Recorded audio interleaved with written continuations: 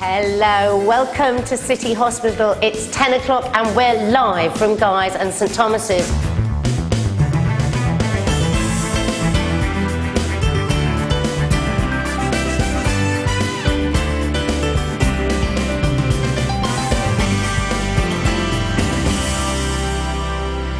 Now, at this point, we were supposed to be up and ready with an operation with a young lady called Kia, who you don't know, and Mr. Bota, who you may very well know. We've seen Mr. Bota do hundreds of operations, but today it's a really, really challenging one for him. That's from his own words. We will be back later with all of that. Right, come with me this way. I think we can have a little chat with you. Is it all right to have a chat with you now, Mr. Bota? Yeah, we're going to have just a chat. Okay, now earlier on I was telling the people at home... But you're not on the film, no. You are. Earlier on I was telling the people at home that we've seen you loads of times doing operations that you'll have done hundreds of times, but today's quite a challenging one for you, isn't it? Yes, this is a difficult operation because it's a rare condition. I probably do 10 to 20 of these operations a year, whereas other operations we do, say, 50, 100 or more. And What's it called, the operation? The condition is achalasia, and the operation is called myotomy, cardiomyotomy. We basically cut through the muscles of the gullet very carefully, sometimes one fibre at a time, to open it up so that the food can go down the gullet into the patient's stomach. Well, listen, I was up all night doing a diagram. Would you like to use my diagram? Yes, let's have a look. All right, you do this once. Did you do biology at school? Okay. Is that going to help you? We'll see. Yes, this is a very good diagram actually, because this shows that the gullet has dilated or stretched up due to this food getting stuck here at the bottom of the gullet. And our job, or my job today, is to work on these muscle fibers at the bottom that causes the narrowing, to widen it out, and then the food will slide down with gravity into the stomach. And this has been awful for this young woman, Kia. She's had this for 3 years. Yeah. It is a lifelong condition, and some people really suffer. Some people get recurrent chest infection, they cough a lot, it looks like asthma, they can't eat, they lose weight. So it is a crippling illness, and it can develop into a crippling illness, and we need to get it right the first time so that she can eat again. Now, it's a long operation. We won't be with you throughout, will we? How long? It takes about 1 to 2 hours, and we take our time. We must be very careful here, and so we won't be finished by the end of this program, that's for sure. Okay, but we will be with you very soon. So thank you very much for having us here. Thanks, Mr. Bota. Pleasure. Well, first of all, I'll explain that it's now dark because they've got to the very intricate part where they're actually cutting through. It's through the esophagus now. Is that right, Mr. Bota? Yeah, we're starting to cut the muscles now. Yeah. Okay. Well, we're going to chat with Mr. Bota in a minute. Now, we're going to go over and just see whether it's okay. Is it okay to talk to you now, Mr. Bota? Yeah. Now, we can't show you on the screen what I'm seeing because it's a bit bloody. But I have to say, it is absolutely fascinating watching these guys work. Could you just explain what you're doing now? Yeah. So what I've done, the muscle is about 3 millimeters thick, and what I've done, I've made a little hole in the muscle here. You can see. Yeah. And we're now going to tease it apart. That pink tissue there, that is the lining or the mucosa poking through. So we're definitely not going to make a hole in that. But all these muscle fibers, these red structures here, I need to now break and open up. And we have to carry on for over 6 inches up the gullet. We have to work right behind the heart, so it needs a lot of concentration. So are you working behind the heart now? We're right behind the heart, Are you? Right behind the heart, yeah. Wow. And we very small movements, and we're just very careful how we go up here. Okay, well, as you say, it's a very delicate part of the operation, so I shall leave you now and we'll come back later. You know, I don't think I've quite bigged up the skill that's going on here. They've just let me show you these. Now this, can you see that? Can you see that against my little finger? That little pair of scissors, look, and I've got really tiny fingernails, I can tell you.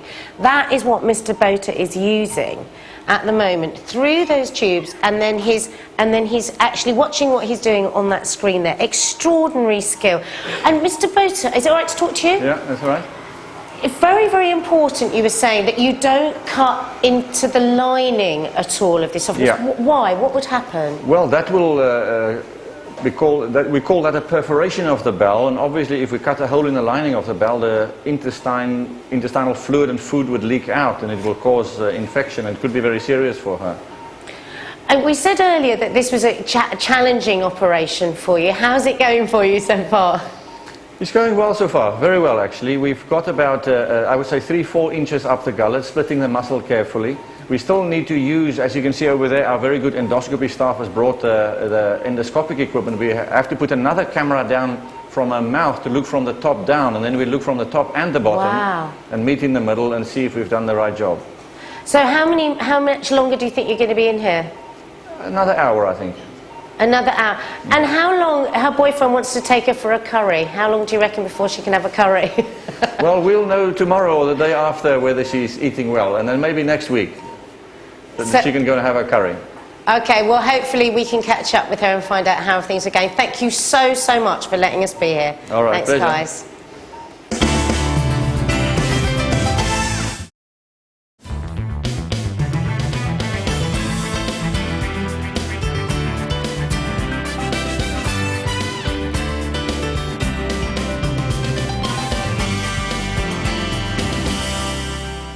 We're just having a nice cup of tea. Listen, are you jealous? Look at me, cup of tea. I'll do anything to work in one of these in my interview. Now, Kia, what would you like? Milk? Yes, please. Sugar? Yes, please.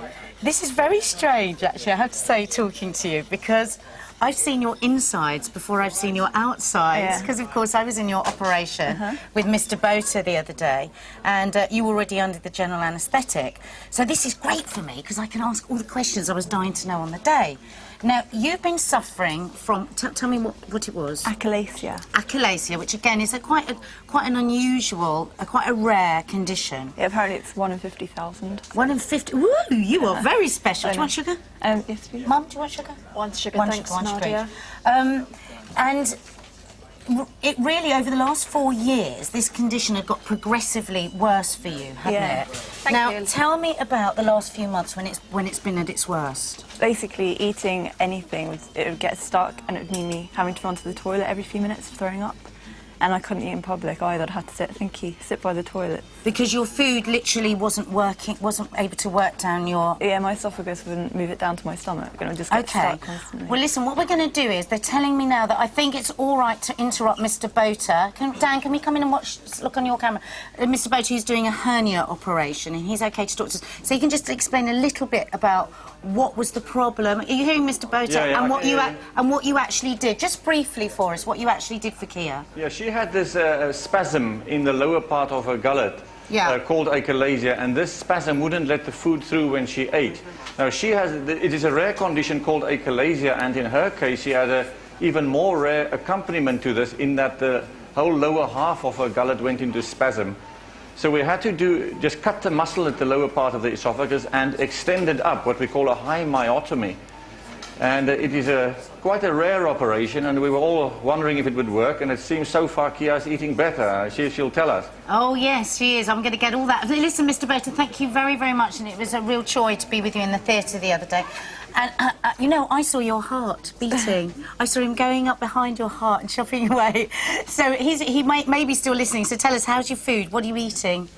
I was eating mashed potato last night and yesterday. OK. And I had cornflakes for breakfast. So I want to tuck into a burger or something like that. Were you a little disappointed about that? Was she a bit disappointed? Did she think she was going to go straight into burgers? Well, I thought she'd be straight into something at the end of the day of the operation, but you know, because she's lost so much weight. She's actually gone 2 dress sizes down. Wow. So you're looking forward to feeding her up again? Well, I'm looking forward to her coming home and getting a takeaway curry and sitting in front of the DVD and watching Kia's operation. Yeah, this is what they said they're going to do. They're going to watch her operation over a curry. No, I won't do that. No, we're not going to. No, just Mum. Now it's we just folk, isn't it? Okay. Listen, it was a real pleasure to be in your operation, and very nice to meet you on the outside too. You too. Thanks very much. Thank you.